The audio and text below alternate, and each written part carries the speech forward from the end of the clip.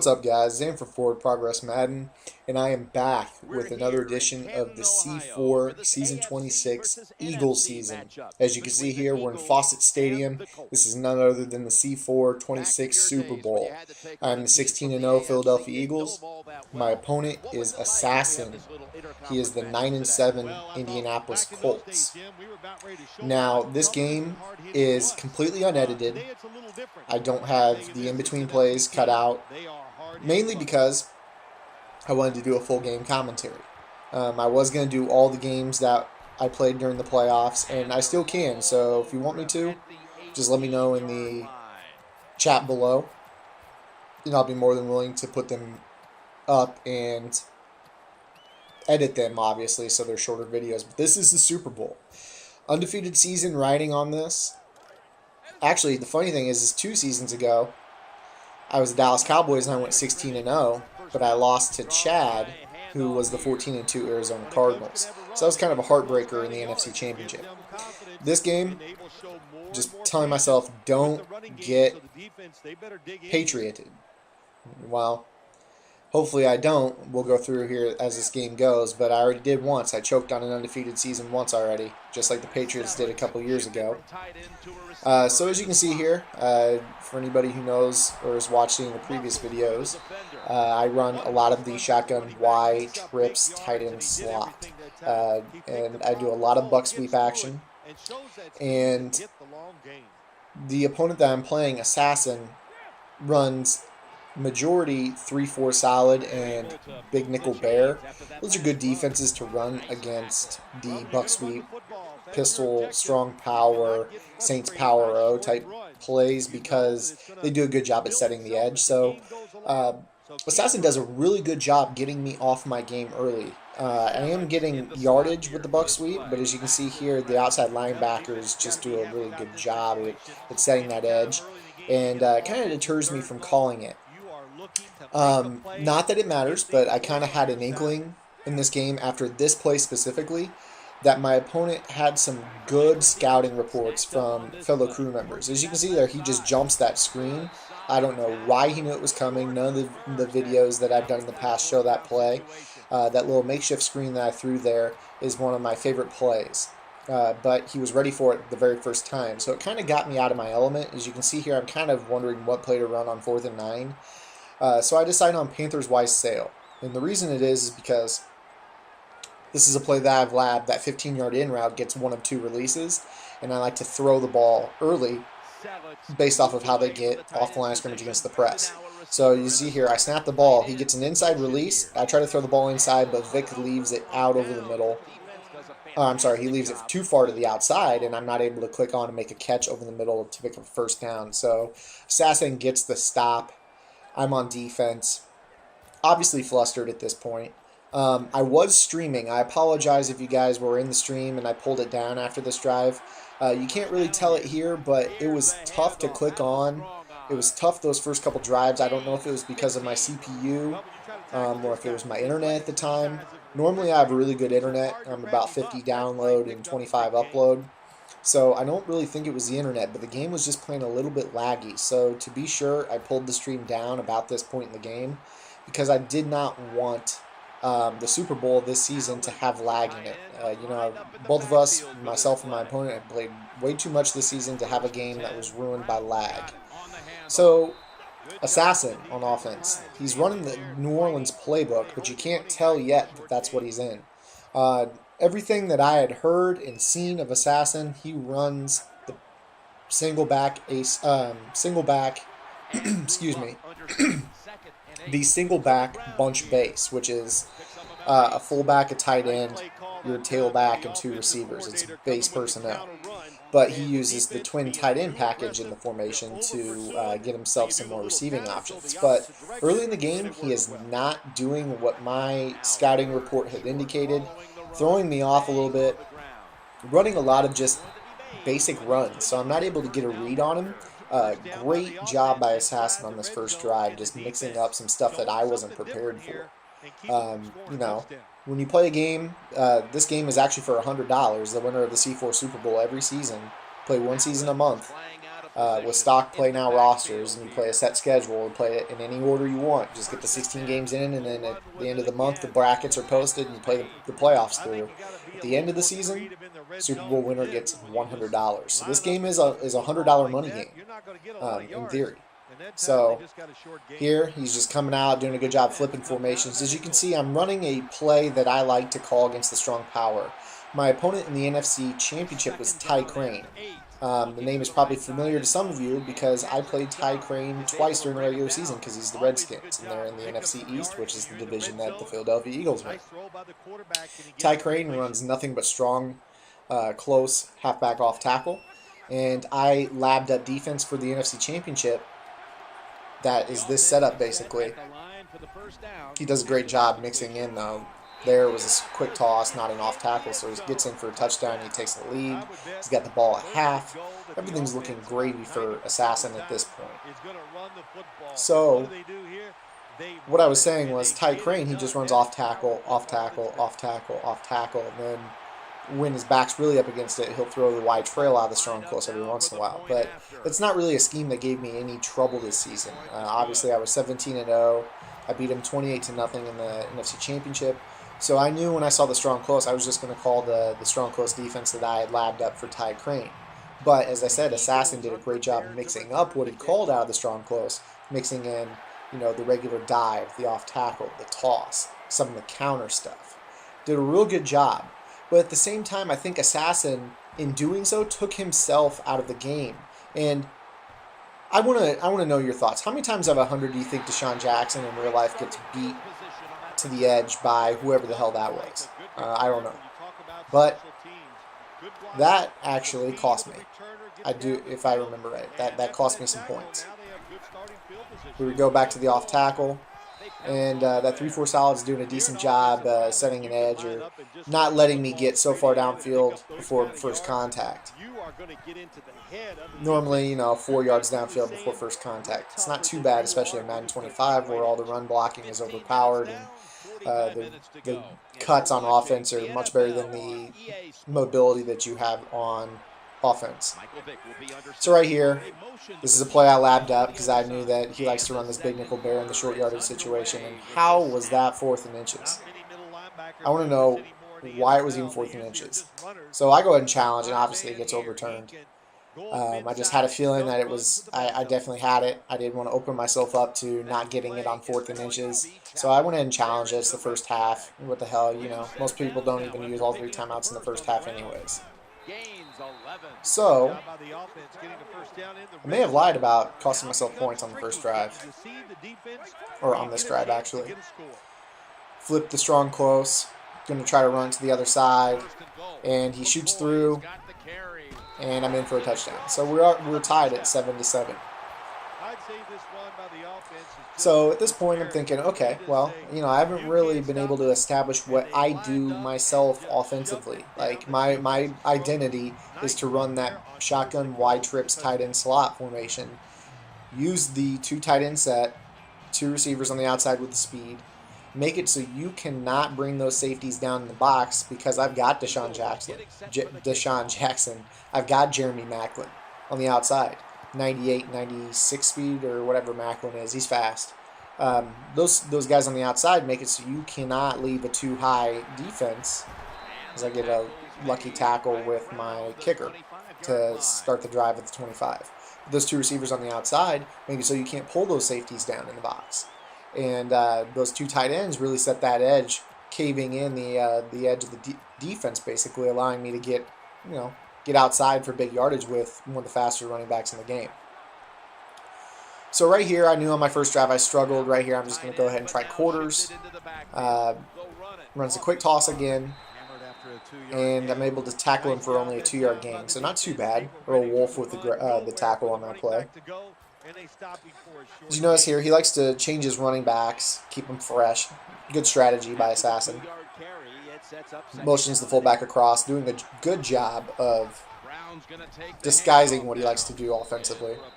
Picking up yardage at will. He's got a 5.4 yards per carry average at this point. And 3rd and 2. I'm staying in the quarters. I just really am waiting for him to try to run the Saints power, but he's just not going to do it. So I'm really frustrated at this point. You know, all this preparation I had going into the game, he's not showing me anything that I was ready for, and it's kind of throwing me off. You know, as you can see here, I'm trying to adjust my personnel. He's running a variety of runs. So what I'm doing here is I'm putting Pat Chung as my nickel back. I want him down in the box, use that hit power. The Eagles don't have a whole lot of hit power, so I gotta, you know, use it wisely. Put it in the spot where it gives me the best chance to get a stop. Here he runs the halfback slam out of the I-Forms Twins flex. New Orleans book, you can tell now because of the I-Forms Twins flex. That's one of the big plays in the game. As you can see here, he's in strong close, so I go back to the strong close defense. And he's just tearing me up. And the reason he's tearing me up is because he does a good job flipping the formation, using his strength to the wide side of the field, throwing me off at times and using his strength to the short side of the field, motioning his fullback, keeping his runs different, keeping his running backs fresh. All those things in this first half are keeping me from getting a read on him early in the game. So we're at the 2-minute warning, and he's got the ball coming out. Right here in my mind, I'm thinking, this ball game's over if I don't get a stop. In Madden 25, you just cannot count on your defense getting 2 or 3 stops out of 4 possessions. It's just not a feasible thing. Granted, he did a pretty good job in the my first possession. I did come back and score on my second possession. Here he goes, motioning the fullback again. I shoot the gap, but get no animation. That's something that I'm not a big fan of. I feel like the hitting zone in this game is such a finite area that you have to hit to get a tackle animation. I know a lot of people say I don't like suction blocks or suction tackles, but I do think they need to open up the hitting zone and give us a variety of tackle animations to go with a variety of the cutting and the different cutting animations and footwork that are in the game. Because right there, I shot that gap perfectly, and you know, I ran at the running back. I just ran past him. I don't know if I could do that play any better than I did if you told me that you were going to run that play again. So we're here 1st and 10. He's trying to drip this clock on me. I'm trying to preserve time as much as possible. And he's out in this Twins flex again. Except the strong close yes, I'm running actually the strong close defense on him. He runs the Saints power to the other side, but I have a little bit of an answer for it. Get a tackle with Bradley Fletcher, keep him 2nd and 11. So he's on my 27-yard line, 2nd and 11. And I see that he's sticking with his personnel. That's another thing that I can't really tell what he's in because he uses the 2 tight ends. He uses a tight end and fullback. So can't tell if this is bunch base. I can't tell if it's I-Form Twins flex. I can't tell if it's strong close or if he's in a shotgun set. It's really tough. So right now I'm just ad-libbing. I don't even know what to call. Here I go ahead and I just put a flat to the side with the most, basically most of his blockers. I'm trying to run flat coverage and he just goes over the top. Nice adjustment by him. Darius Hayward-Bay in for the touchdown. He's got a 14-7 lead. So I'm kind of sitting back here, letting him kick his extra point. I'm trying to gather my thoughts. As I sit here and rewatch this is actually the first time I'm just kind of doing a rough commentary over what I just played a few minutes ago, or a few hours ago, rather. And I'm rewatching this and I'm saying, like, man, if this guy would have not deviated from this, he would have blown me out in this game. Instead, we had a real classic game. I'm not going to give away how it went down, but you know, if he sticks with what he's doing in this game, he blows me out. If he would have just kept mixing up the runs and the motions and the personnel groupings and kept mixing that up, I wouldn't have stood a chance. It's part of the online thing. And I also think it's part of the tournament player mindset. I want to take a second to talk about that. Now, you can ask a lot of the tournament players in the community, a lot of the best players, and they'll tell you that they absolutely hate playing ranked game players. They would rather face somebody in a tournament that is a known player. Not necessarily one of the best players in the community, but more so a known player. Because they know that that player knows what's over effective in the game. So when you see a formation, like I'm in the strong close, you know that off tackle's coming. Or you see the I-Form Twins flex, you know that Saints power O is coming. You see this formation, you know buck sweep's coming. When you play a player that's like just a, kind of a novice, I'm not going to say a novice, but a player that's not one with the tournament scene, not really aware of what the tournament scene's about, then they mix things up and it's hard to get a read on them. And this right here, my worst play call of the entire season. I thought, screw it. Maybe he thinks I'll pass. I run the buck sweep right into him. Greg Toller's there. And my friends, we got ball game here. For all intents and purposes, this ball game is over. He's got the ball at half. He's in my red zone, essentially. He's got a chance to take a 2-possession lead with ball coming out. Just not enough time in Tournament Madden to end this game. And doing a great job in motioning. Fullback. I go for broke, call cover 0 man, blitz to try to stop all his run game.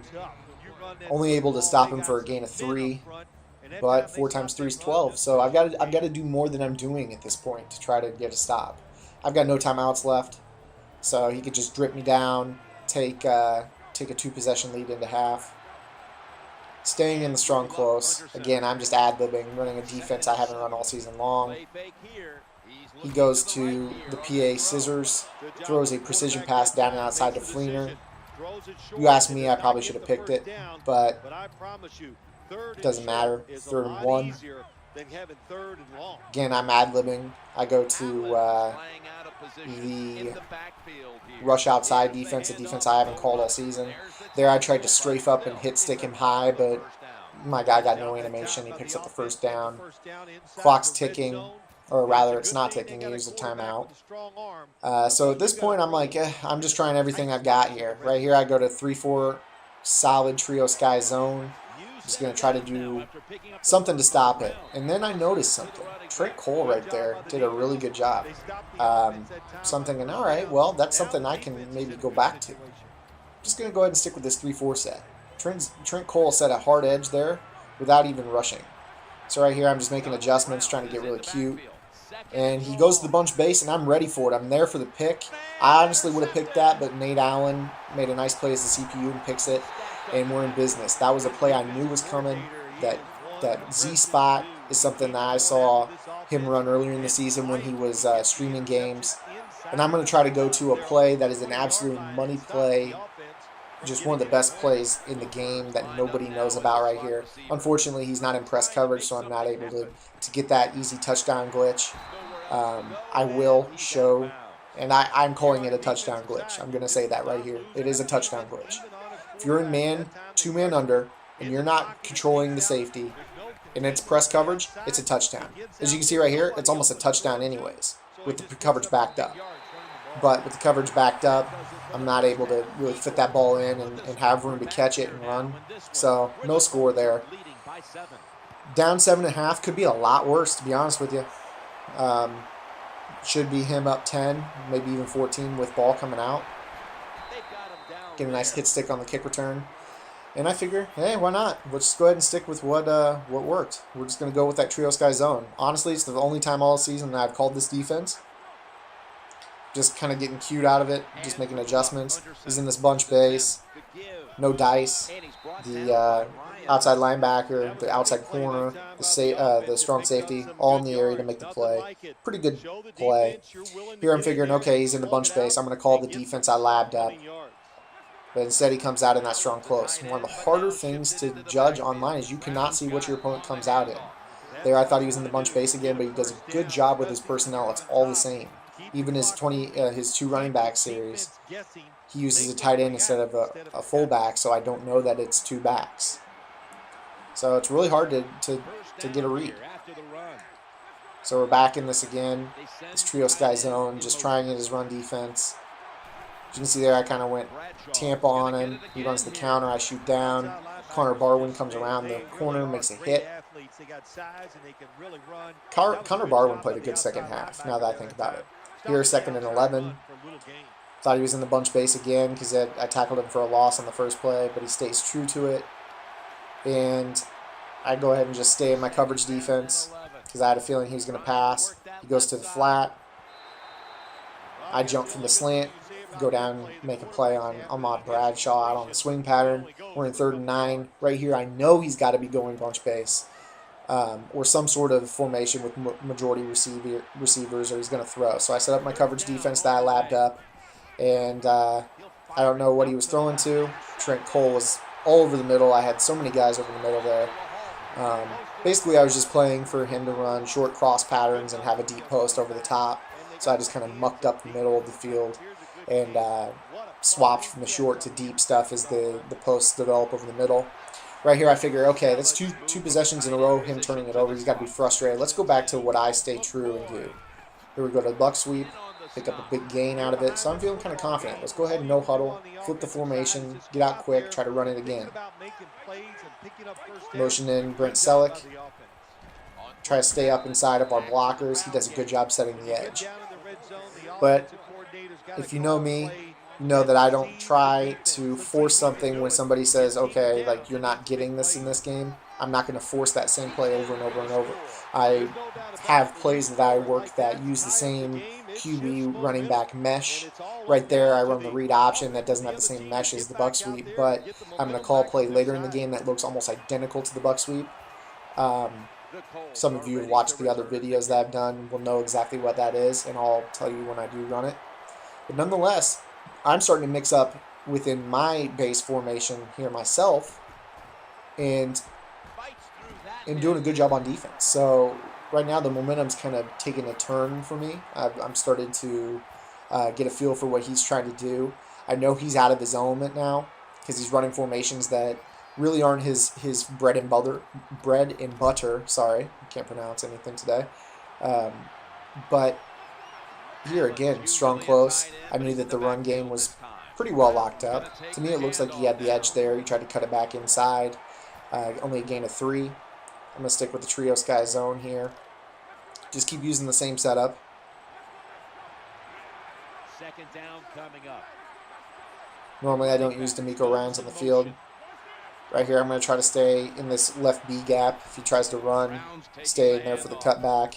There, I try to get a little greedy with Pat Chung there in that hook zone. He shoots down on the run, and I thought I was going to get a massive hit with him, try to force a fumble.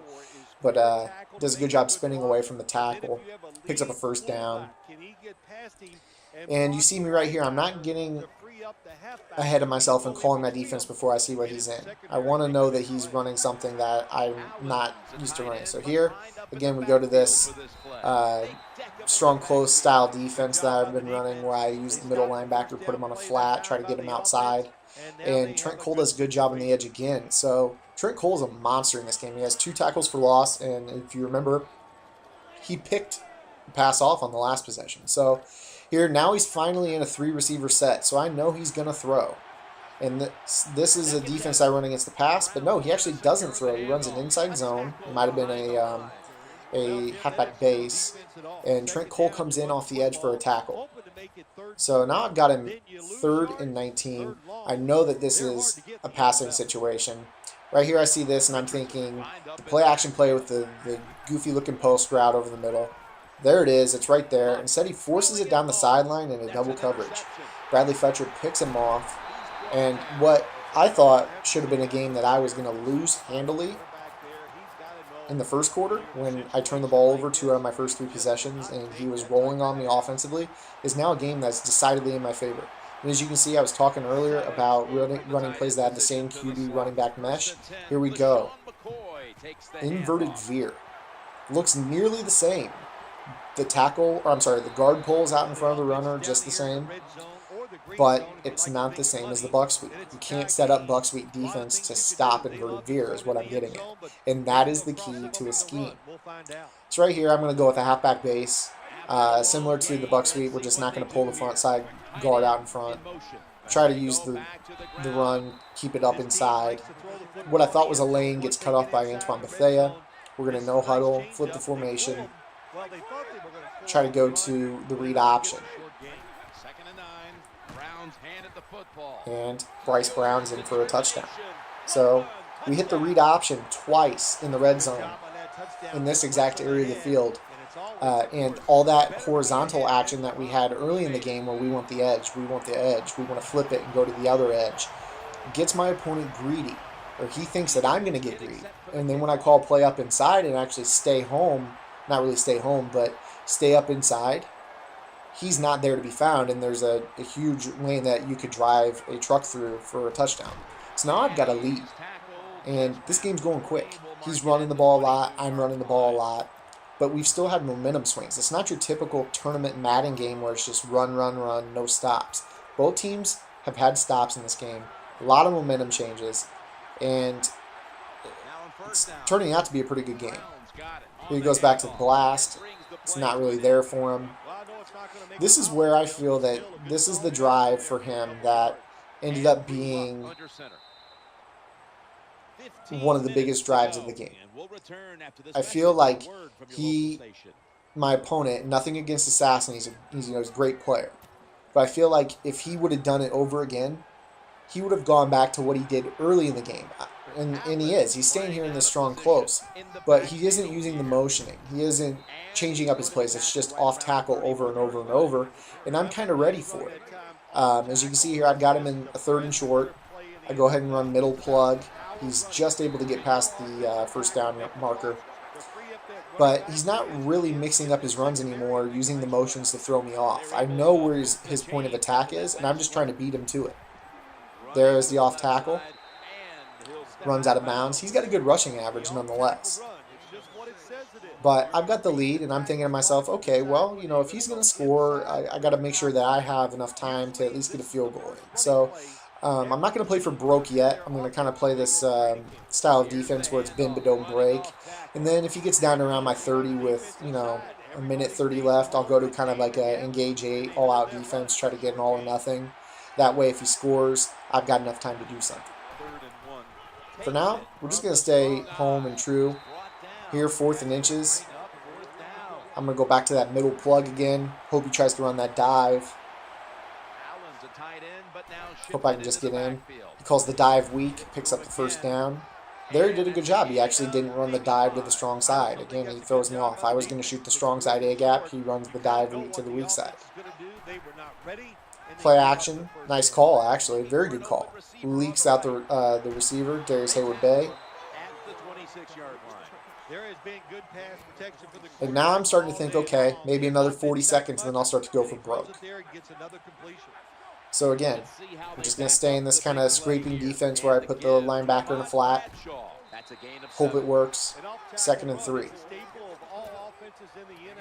Kind of got a strong, close off-tackle fest going on at this point in the game, but it's an entertaining one in my opinion. Again, $100 on the line, so I'm starting to kind of go for broke.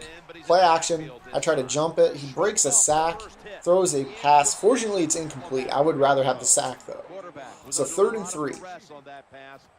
And I decided, you know what, screw this. I'm going back to my strong, close defense. This is the defense that won me my last game. If he's going to run the off tackle on me, then he's going to run it against the defense that I think is the best defense to stop this. There he tries to cut the off tackle back inside. And he gets a gain of 1, and I'm thinking, okay, this is it. I'm setting it up. I'm going to run this damn defense. It's going to work. And it does. Connor Barwin on the flat zone with the pass commit. Shoots him out of a cannon. He loops around and gets a tackle for a loss in the backfield. And we got the lead and the ball. And I'm sitting here thinking to myself, how the hell am I winning this game? I honestly don't feel like I did a great job, offensively or defensively. Here, inverted veer, the outside linebacker plays the QB, so we hand it off. This is a run that really nobody's using this year. It complements the buck sweep so well. So I hit that inverted veer. I'm going to go back to the buck sweep here, though, because I see that his strong safety is kind of pinned to the inside, so I'm able to, that edge will be there. I'm not worried about him block shedding or setting that edge. I'll be able to get that outside if I wanted it. Here we're just going to keep the clock rolling. This is in C4. Inside the 2-minute warning is when you're allowed to milk. So once we hit that 2-minute warning, I'm going to start to drip clock, especially because I know that I'm basically 1 first down away from winning this game. He's got 3 timeouts. Notice he's not using them yet because I'm 2nd and short. I think he's waiting for me to pick up a first down to use it. But who knows? That may have been a mistake. So I'm going to go back to the strong close off tackle. And might have been the best thing that could have possibly happened to me was to only get 1 on that game, because now I'm sitting here 3rd and 1, and a first down will win me the ball game. So I'm just going to go back to the strong close off tackle. I know he's going to run commit, but I'm going to run it anyways. Try to pick up yardage. And that bad spot we got early in the game comes back. They give us a nice spot, and we are the champions. And I sat back, just like I am right now, and I'm thinking, how did I win this game? Well, I won it because I did not keep running things that I knew were not going to work against what he was doing early in the game. And I partially think I lost because he did not really run something that I feel, this is my opinion, that I feel he was comfortable in. I think if we played this game again, I'd see a lot more bunch base out of him. I feel like if we played this game again, I'd see more of the Z-spot play that he liked to run that got him to the Super Bowl. And I feel if we played this game again, you'd see me go to a lot more of the inverted veer, because the inverted veer kind of confused it. The buck sweep and the inverted veer looked the same to him, but he didn't have a defense that could stop that, because how often is the player on the point of attack the read man in an option play? Only in the inverted veer. In a zone read, backside man is your read man, but not so in the inverted veer. So this is my second C4 championship. I won one back in Madden, I want to say 11, might have been 12. Season 6, or Season 5 rather, was the first one I won with the New York Giants. I won that one out of the wild card. But here I run the table, go 16-0 in the regular season, avenge my 16-0 regular season with the Dallas Cowboys that I lost in the NFC Championship, with a Super Bowl win over a fellow tournament player in Assassin. So great game, Chris Goodman, known as Assassin. Hit him up on Twitter, @Goody20. Also check out his twitch.tv/assassin757. I'll leave those links in the description below. Make sure to check him out. Let him know that you enjoyed this game. If you did, give it a thumbs up. Otherwise, I will finish off the Madden 25 season by releasing some different situational plays that I like to run. Super Bowl champion Philadelphia Eagles win 21-14. I'll talk to you guys next time. Thank you for watching. Leave any comments that you may have below, and I will see you guys later.